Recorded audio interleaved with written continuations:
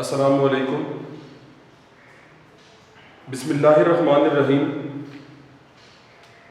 اردو لازمی 11ویں جماعت کے تدریسی سلسلے میں عدنان خان اپنے 8ویں لیکچر کے ساتھ آپ سے مخاطب ہے۔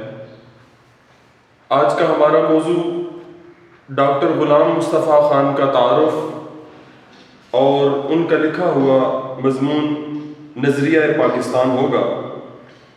سب سے پہلے ہم ڈاکٹر غلام مصطفیٰ خان کے تعارف کا آغاز کرتے ہیں۔ ڈاکٹر غلام مصطفیٰ خان 23 ستمبر 1912 کو جبل پور میں پیدا ہوئے اور آپ کی تاریخ وفات 25 ستمبر 2005 ہے۔ ڈاکٹر غلام مصطفیٰ خان کے والد کا نام گلاب خان ہے، جو کہ نسلاً پٹھانوں کے خانوادے یعنی خاندان یوسف زئی سے تعلق رکھتے ہیں۔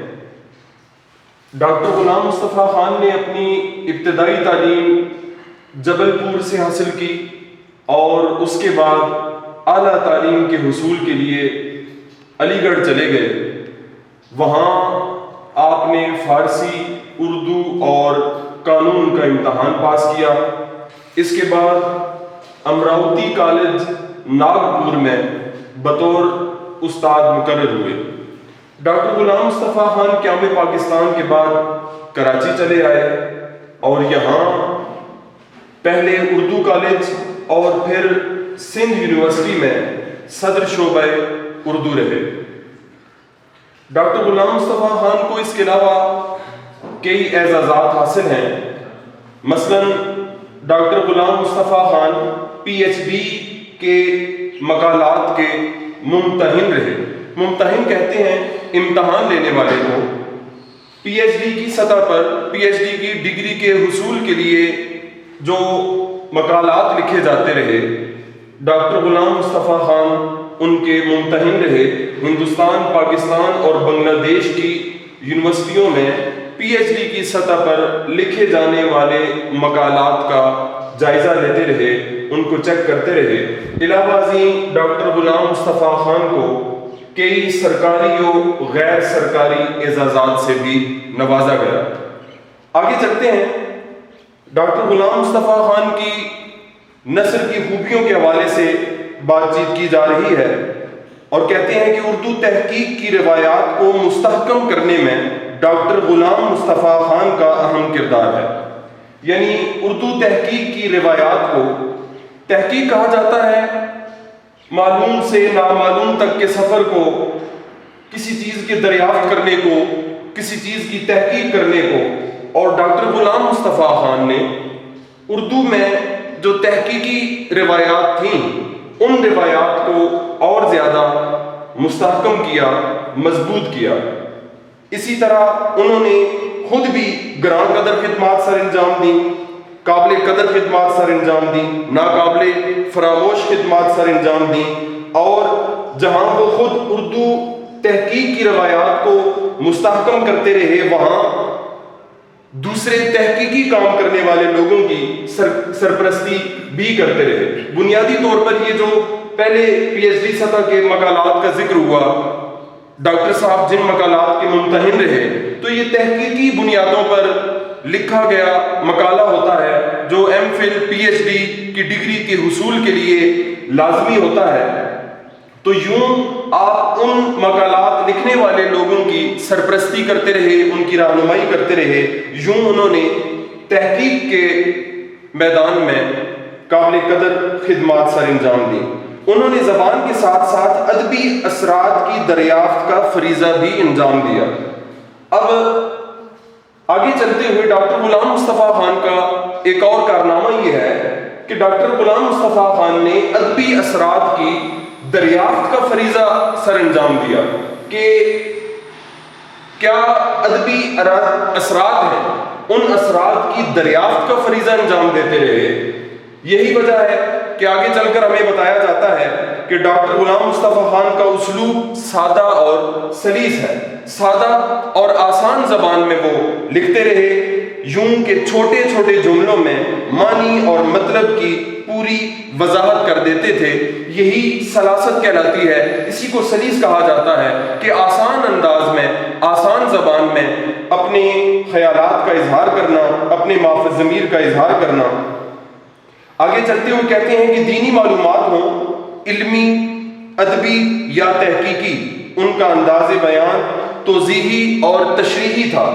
ڈاکٹر غلام مصطفیٰ خان کے لکھنے کا انداز کیسا ہے تو بتاتے ہیں کہ توضیحی اور تشریحی انداز اپنایا انہوں نے، وضاحتی انداز کو اپناتے ہوئے انہوں نے نثر لکھی۔ وہ دقیق خیالات کو، باریک مشکل خیالات کو بڑی آسانی اور روانی سے قلم بند کرتے تھے۔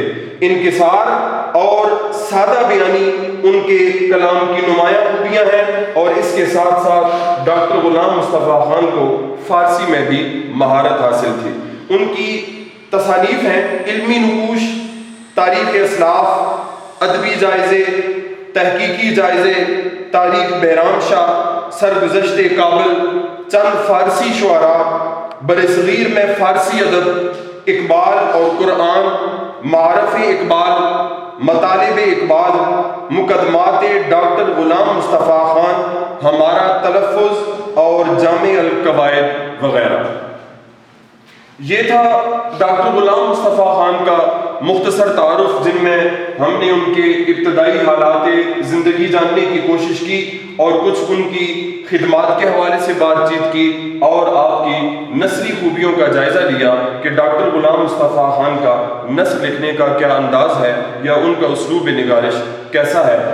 اس سفر کو آگے بڑھاتے ہیں اور ڈاکٹر غلام مصطفیٰ خان کے لکھے ہوئے مضمون نظریہ پاکستان کی طرف بڑھتے ہیں۔ نظریہ پاکستان بہت اہمیت کا حامل موضوع ہے۔ اس موضوع کے حوالے سے تفصیل سے بات چیت انشاءاللہ اس مضمون کو پڑھتے ہوئے ہوگی۔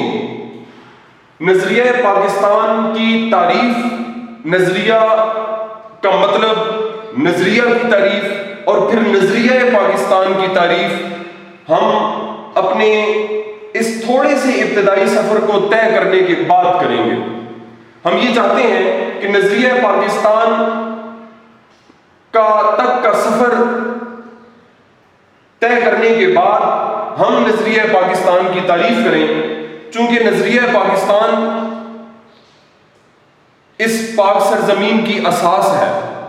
ہم یہ کہتے ہیں کہ ہمارا ملک پاکستان نظریاتی اساس پر قائم ہونے والا اس پوری دنیا کے نقشے پر ایک واحد ملک ہے، جس کی بنیاد ایک نظریے کے تحت رکھی گئی، ایک سوچ کے تحت رکھی گئی، ایک فکر کے تحت رکھی گئی۔ اور وہ فکر کیا تھی، وہ سوچ کیا تھی، وہ نظریہ کیا تھا کہ جس کے تحت قیام پاکستان کے حصول کے لیے کوششوں کا آغاز کیا گیا، اور بالآخر مسلمان اپنی ان کوششوں میں اللہ رب العزت کے فضل و کرم سے کامیاب ہوئے اور ایک ایسی مملکت دنیا کے نقشے پر ظاہر ہوئی جس کی بنیاد ایک نظریے پر رکھی گئی۔ وہ نظریہ کیا تھا، یہ تھوڑا سا ابتدائی سفر طے کرنے کے بعد ہم اس کا جائزہ لیں گے کہ نظریہ پاکستان کیا ہے۔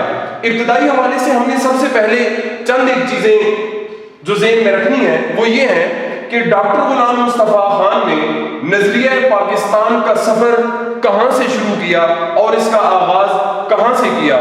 سب سے پہلے ڈاکٹر غلام مصطفیٰ خان ابتدا کرتے ہیں اور کہتے ہیں کہ مسلمانوں نے ہمیشہ رواداری کو اپنا شیوا بنایا۔ رواداری کا مطلب ہوتا ہے لحاظ، حسن سلوک۔ حسن سلوک سے پیش آنا مسلمانوں کا شیوا رہا، مسلمانوں کی عادت رہی، لیکن جب کفر و الحاد اپنا غلبہ حاصل کرنا چاہتا ہے تو مسلمان اس کے مقابلے کے لیے ڈٹ کر کھڑا ہو جاتا ہے۔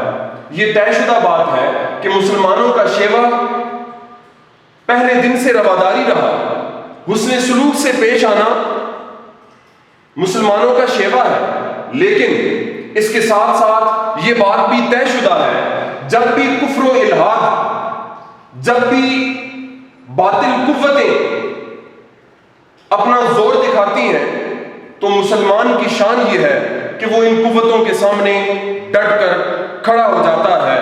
ہو حلقہ یاراں تو بریشم کی طرح نرم، رزم حق و باطل ہو تو فولاد ہے مومن۔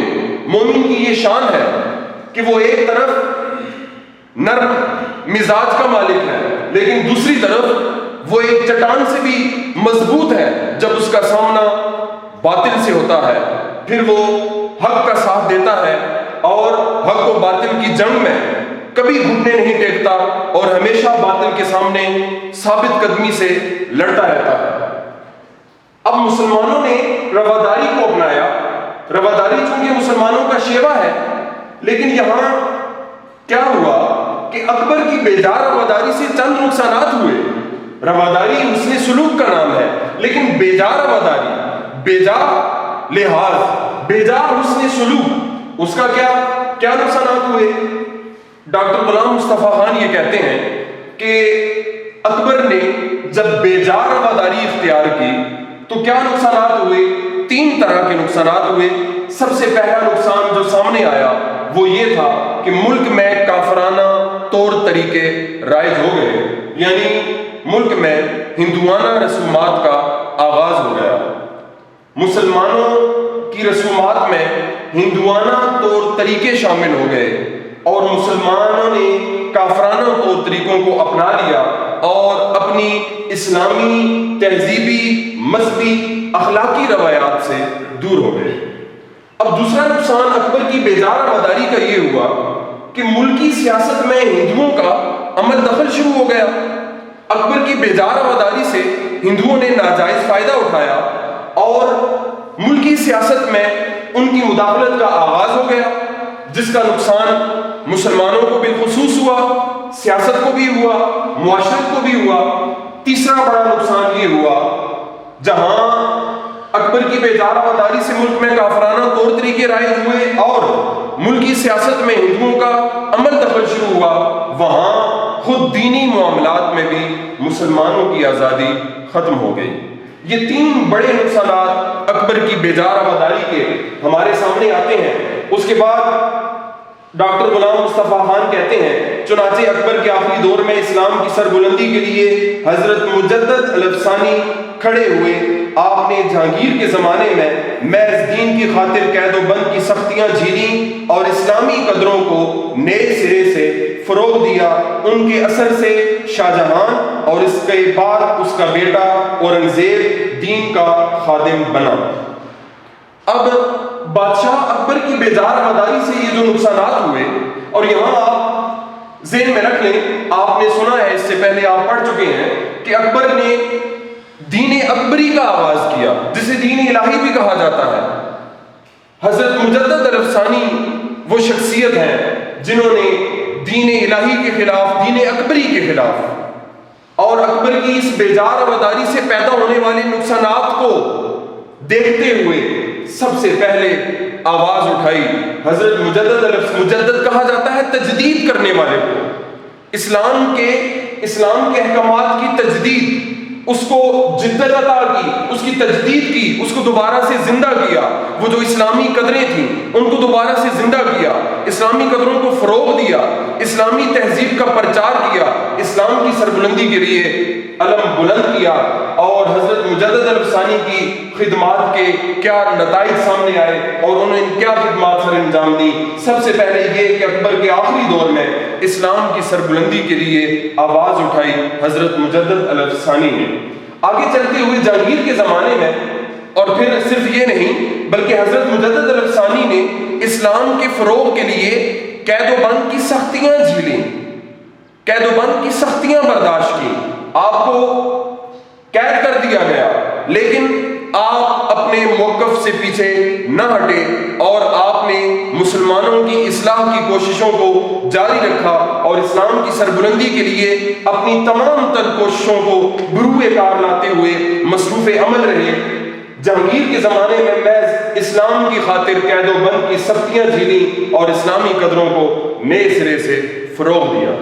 آگے چلتے ہوئے تیسرے نمبر پر یہ مجدد الافسانی کی خدمات کا نتیجہ تھا کہ ان کے اثر سے شاہ جہاں اور اس کے بعد ان کا بیٹا اورنگزیب دین کا خادم بنا۔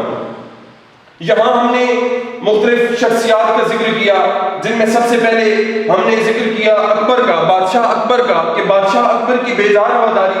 تو بنیادی طور پر اکبر کے حوالے سے مختصر تعارف آپ کے سامنے پیش کیا جاتا ہے۔ جلال الدین محمد اکبر ان کا پورا نام ہے، اور 1842 میں عمرکوٹ سندھ میں پیدا ہوئے۔ باپ ہمایوں کی وفات کے بعد 14 سال کی عمر میں انہوں نے حکومت کو سنبھالا اور ہندوستان پر نصف صدی تک حکومت کرتے رہے۔ آپ کے بعد یہاں ذکر ہوا، ہم نے کہا کہ ان کے اثر سے شاہ جہاں اور اس کے بعد ان کا بیٹا اورنگزیب دین کے خادم بنے۔ اب اکبر کے بعد اگلے مغلیہ بادشاہ تھے اکبر کے بیٹے، یہ چوتھے مغلیہ بادشاہ تھے۔ اس کے بعد شاہ جہاں، جن کے بارے میں ہم نے یہ کہا ان کے اثر سے شاہ جہاں اور اس کے بعد ان کے بیٹے اورنگزیب عالم دین کے خادم بنے۔ تو شاہ جہاں جہانگیر کے بیٹے تھے، 5ویں مغل بادشاہ تھے۔ آگرہ میں تاج محل تعمیر کروایا انہوں نے۔ انجینئر بادشاہ کے نام سے مغلیہ سلطنت میں یہ معروف ہیں۔ ان کو بڑی بڑی عمارتیں بنوانے کا بہت شوق تھا اور اس میں خاص مہارت رکھتے تھے۔ اس کے بعد اورنگزیب عالمگیر، جن کے بارے میں یہ کہا گیا کہ حضرت مجدد الافسانی کی خدمات کا یہ نتیجہ تھا کہ اورنگزیب عالمگیر دین کے خادم بنے۔ لاہور کی بادشاہی مسجد اورنگزیب عالمگیر نے تعمیر کروائی۔ ایک کتاب مرتب کی جس کا نام فتاوی عالمگیری ہے۔ اسلام کی خدمت کے لیے بہت خدمات سر انجام دی، لیکن آپ کے جانشین نااہل ثابت ہوئے اور یہیں سے مغلیہ سلطنت کا زوال شروع ہو گیا، جو 1857 کی جنگ میں اپنے اختتام کو پہنچی۔ یہ تھا حضرت مجدد الافسانی کے حوالے سے، اکبر کے حوالے سے، شاہ جہاں، اورنگزیب اور جہانگیر کے حوالے سے مختصر تعارف۔ ہماری بات یہاں ہو رہی ہے کہ حضرت مجدد الافسانی نے اسلام کی خدمات کے لیے، اسلام کے فروغ کے لیے آواز اٹھائی۔ آپ سر ہند میں پیدا ہوئے اور آپ کی خدمات کا یہ نتیجہ تھا کہ آپ شاہ جہاں اور اس کے بعد ان کے جو بیٹے تھے اورنگزیب، وہ دین کے خادم بنے۔ نظریہ پاکستان کا سفر ہم نے شروع کیا ہوا ہے، اور اس سفر کا آغاز ڈاکٹر غلام مصطفیٰ خان نے بادشاہ اکبر کی بیزار رواداری سے کیا، اور یہ بتایا کہ بادشاہ اکبر کی بیزار رواداری سے کافرانہ طور طریقے رائج ہوئے، ملکی سیاست میں ہندوؤں کے عمل دخل کا آغاز ہوا، دینی معاملات میں مسلمانوں کی آزادی ختم ہو گئی۔ حضرت مجدد الافسانی نے اسلام کے فروغ کے لیے کوشش شروع کی۔ اکبر کے آخری دور میں اسلام کی سربلندی کے لیے آواز اٹھائی، پھر جہانگیر کے زمانے میں قید و بند کی سختیاں برداشت کی اور اسلامی قدروں کو نئے سرے سے فروغ دیا، اور آپ کی خدمات کا نتیجہ تھا کہ شاہ جہاں اور اس کے بعد ان کا بیٹا اورنگزیب دین کے خادم بنے۔